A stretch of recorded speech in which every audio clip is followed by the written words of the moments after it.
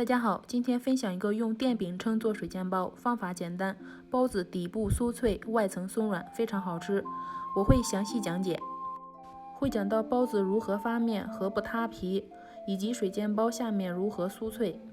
准备小麦普通面粉，也是中筋面粉400克，温水220毫升，酵母3克，分次少量慢慢的加入到面粉里，揉成光滑面团，之后盖上保鲜膜，发酵至2倍大。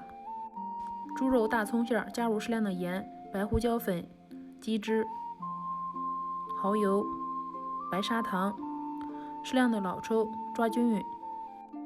可以看到面团已经明显膨胀，蜂窝眼特别丰富。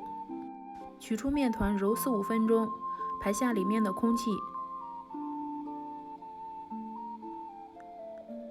之后再分成和饺子皮大小差不多的小面剂子。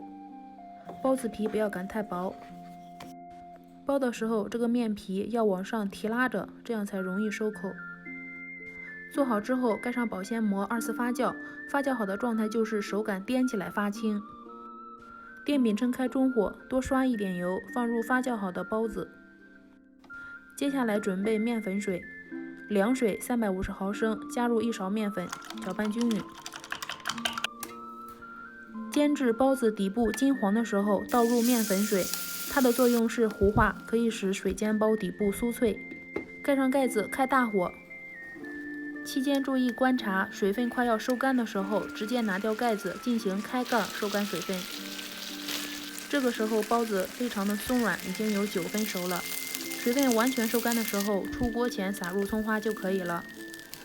电饼铛做水煎包，好吃又简单。近期我会多更一些不同种类的包子，比如死面的、烫面的、半发面的等各种不同种类的包子，希望大家到时收看哦，谢谢。